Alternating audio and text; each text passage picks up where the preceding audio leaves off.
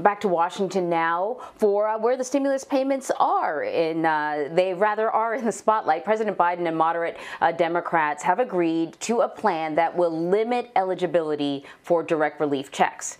So let's check in with Nancy Cordes, who is at the White House following the very latest on the relief bill. Of course, this is sort of the top priority for many people. When are they going to see those checks in their bank account? Nancy, we know that Democrats are hoping to pass this bill before the extra unemployment supplement benefits they run out. That happens in 10 days. What are the next steps for this bill when it comes to the Senate? So in the Senate, they are taking their first procedural vote on this bill today at some point. Anne-Marie, we don't know exactly when, but that will kick off 20 hours of debate. So that takes us at least into tomorrow. And then Republicans are vowing to drag the process out as long as they can, because we go into this process where either side can offer as many amendments as they want. And so we don't know if that means 70 amendments, 100 amendments, 200 amendments.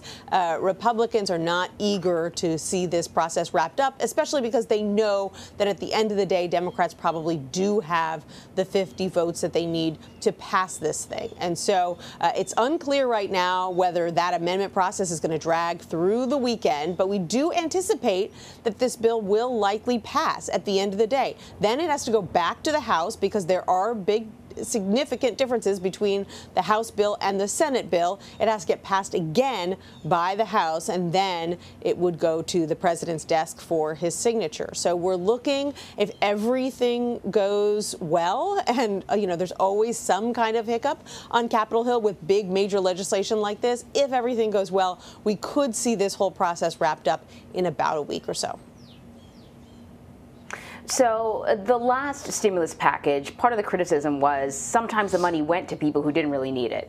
We know that the president reached a deal with moderate Senate Democrats to sort of limit the income eligibility for those stimulus checks. Can you tell us about the politics behind that move?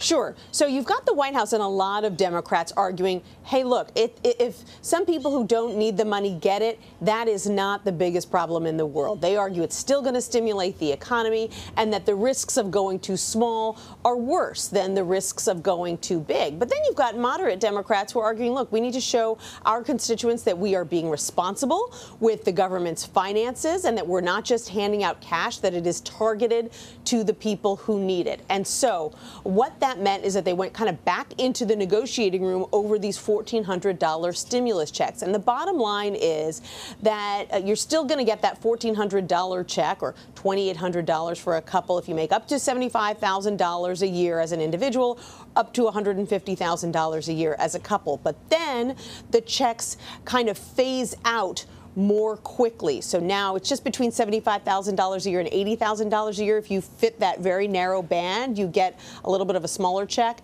And if you're a couple, it's between $150,000 and $160,000 a year. So it's a steeper drop off. And what that means in practical terms is that there are about 9 million American households that got a stimulus check in the last big relief bill last year that won't get one this time around. On the other hand, we're still looking at about 153 million American households that will get a check. And in their case, those checks will be even bigger than the ones they got last time around, because we're talking about $1,400 for every man, woman, and child. So if you're a family of 4, you could be getting a $5,600 check.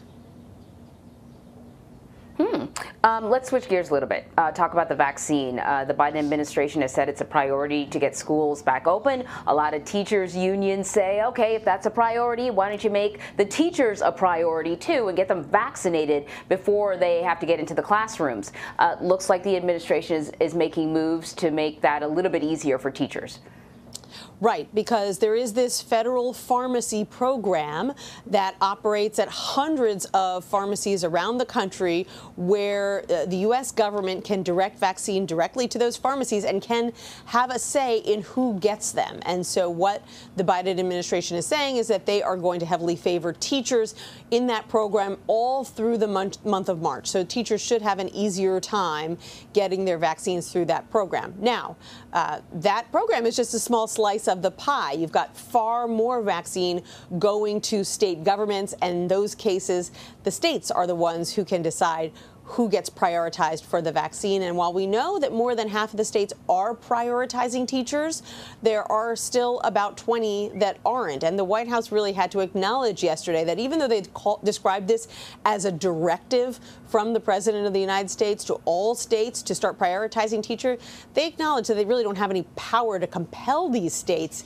to put teachers and other school staff at the front of the line. All they really have is the bully pulpit of the presidency. Still, we are seeing some moves. And Pennsylvania just announced yesterday that they're getting 100,000 doses of the new Johnson & Johnson vaccine next week, and they're going to be giving all of those vaccines out to teachers and school staff. So clearly the message is getting through in some states, but when it comes to what the federal government can actually compel states to do, it's pretty limited.